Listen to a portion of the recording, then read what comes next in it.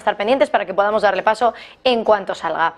Vamos a comenzar ya con el análisis de la tarde. Subidas de tipos de interés, desinflación que baja el ritmo, precios de la gasolina disparados, cierre del gobierno, pero es que también hay huelgas en el sector de automoción, por ejemplo, y parece que cada día hay más amenazas para la economía de Estados Unidos. Pero eso sí, busque aterrizaje suave en cualquier buscador y verá que todos hablan del famoso soft landing.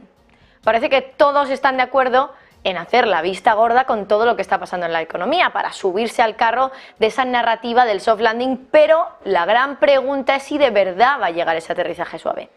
Bueno, pues es curioso, pero si nos fijamos en la historia, lo que nos dice el pasado es que cuando todo el mundo espera un soft landing, para lo que hay que prepararse es para todo lo contrario, para un gran impacto, para un hard landing, para una recesión.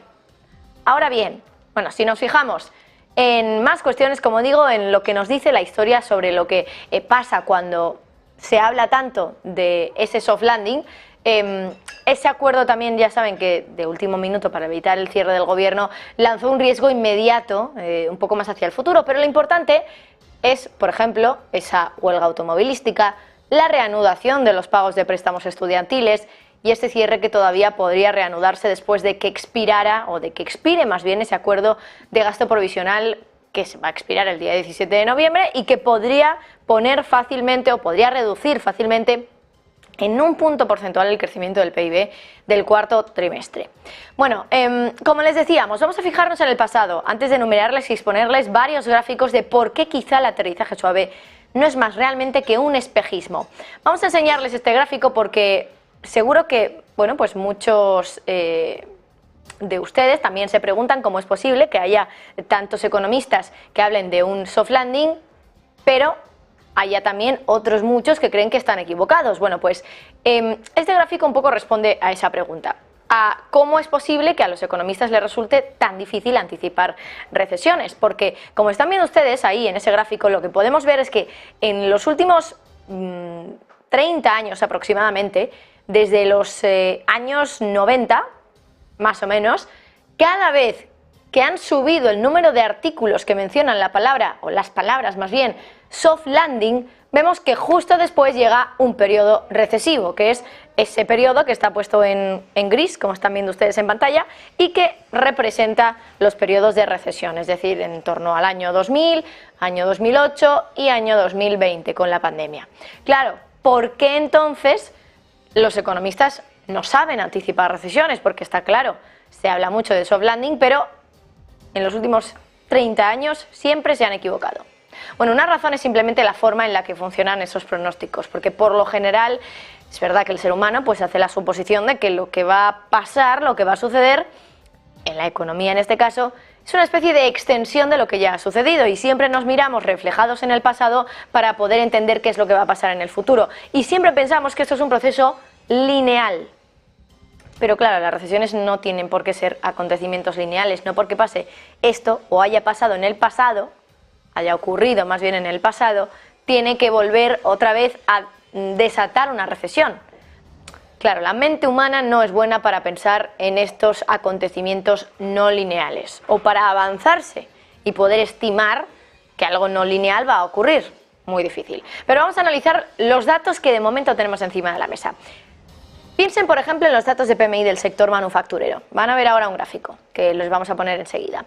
Bueno, aquí van a poder ver, aquí lo tienen, el gráfico del PMI del sector manufacturero en Estados Unidos elaborado por ISM, el último, porque hoy vamos a conocer el dato que bueno, hemos tenido en el último mes. Y como pueden ver es un índice que bueno, lleva por debajo de los 50 puntos, que es lo que indica un terreno contractivo, desde el año 2022, desde aproximadamente el último trimestre. Más o menos, lo están viendo ustedes ahí en pantalla. Bueno, ¿saben ustedes que quien decreta que hay una recesión en Estados Unidos o no es la Oficina Nacional de Estadística, la Oficina Nacional de Investigación Económica? Bueno, normalmente la decisión de si estamos o no en una recesión no se toma hasta varios meses después de que realmente haya empezado esa recesión. Pero el comité que se dedica a ello en este organismo tiene 6 indicadores que pesan mucho en la decisión sobre si decretar o no una recesión. Entre los indicadores, medidores de ingresos, de empleo, de gastos de los consumidores y también de producción en fábricas. Y Bloomberg Economics ha construido todo un modelo para imitar el proceso de toma de decisiones del comité en tiempo real. Y funciona bastante bien porque suele coincidir con otras veces en las que se ha decretado una recesión. Cuando el modelo decía que había recesión, finalmente esta oficina ha decretado recesión. Bueno, pues fíjense lo que dicen sobre el futuro.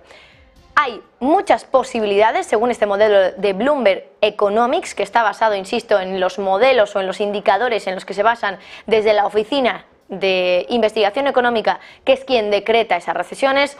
Dice ese modelo que en algún momento del año que viene, 2024, la Oficina Nacional de Investigación Económica va a declarar que una recesión en Estados Unidos empezó en los últimos meses de 2023. Es decir, muy probablemente ya estemos en el comienzo de esa recesión. O sea que si nos fijamos en los indicadores que más importan a quienes deciden si hay recesión o no en Estados Unidos y hacia dónde la mayoría de analistas creen que se dirigen, aquí ya vislumbramos una desaceleración clara. Pero a todo eso que les estamos diciendo tenemos que sumarle los últimos shocks que estamos teniendo en el mercado y no estamos, por ejemplo, contabilizando eso de las subidas de tipos, que llevamos unas subidas impactantes, el ritmo más rápido que probablemente se haya visto en la historia de la Reserva Federal. Y ya saben que aunque ya haga más de un año desde que empezaron esas subidas de tipos, sabemos que hay un efecto de retraso para empezar a ver las consecuencias. Un efecto de retraso que suele durar hasta 18 meses, según algunos expertos. ¿Y cuánto tiempo ha pasado desde que comenzaron esas subidas de tipos? Pues aproximadamente un año y medio, es decir, 18 meses. Bueno, sin ir más lejos, las huelgas en el sector de automoción de Estados Unidos son uno de esos shocks que les decíamos antes. Lo que ha pasado es que el sindicato de United Auto Workers ha convocado una huelga en las tres principales o en las tres grandes empresas del sector automotriz de Estados Unidos y es la primera vez que todas están sufriendo más bien esa huelga al mismo tiempo.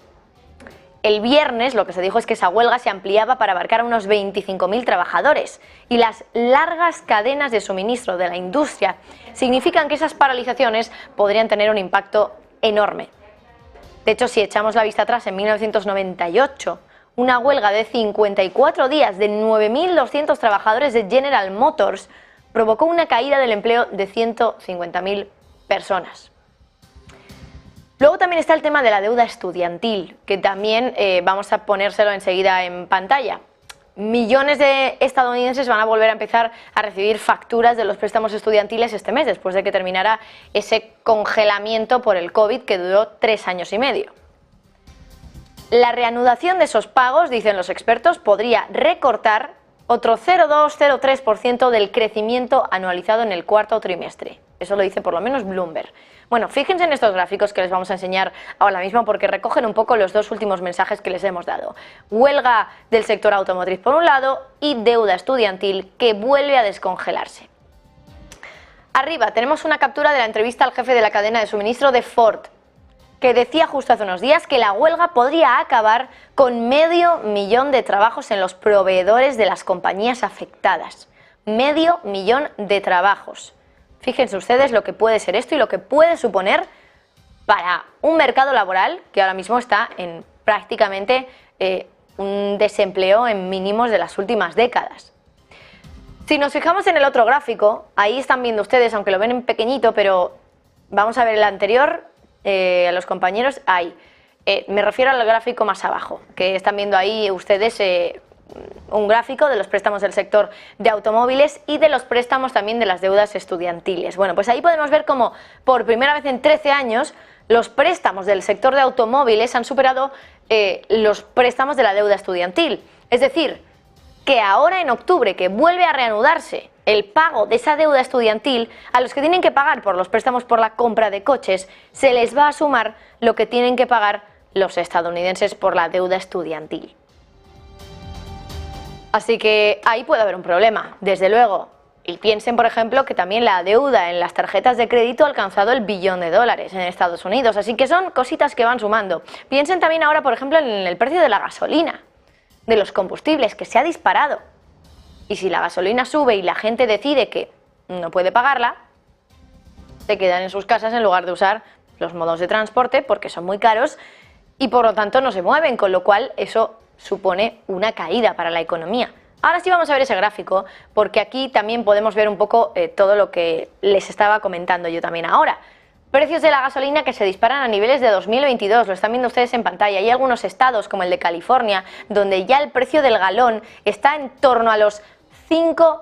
Esto es un nivel muy alto, cuando hace muy poquito lo teníamos aproximadamente en esos $4 en ese mismo lugar. Decía 5, perdón, 6 dólares el galón en algunos estados como el de California. Es verdad además también que el pasado nos demuestra que el ser humano se suele equivocar con los soft landings y que casi no hay mejor indicador para un hard landing que un montón de artículos en los medios de comunicación hablando del soft landing. Y a eso además hay que sumarle los bonos y los intereses tan fuertes, tan altos que se están registrando en las últimas semanas realmente. Fíjense, ahí les mostramos abajo el bono a 10 años que está ya superando el 4,5%, nivel que no veíamos desde hace más de 13 años, se lo decíamos antes. Así que mucho ojo, porque cuando tanto se habla del soft landing, muy probablemente lo que llegue es todo lo contrario. Así que hay que agarrarse los cinturones, porque la economía de Estados Unidos, desde luego que según lo que estamos viendo, son muchas las pequeñas señales que nos van llegando, la recesión, y también según ese modelo de Bloomberg Economics que utiliza datos que usa la oficina encargada de decretar la recesión en Estados Unidos, precisamente es una recesión lo que podríamos ver en los próximos meses y de lo que ya llevamos hablando prácticamente 2 años. Vamos a continuar con más cuestiones a lo largo de esta tarde, todavía pendientes de Josep Borrell.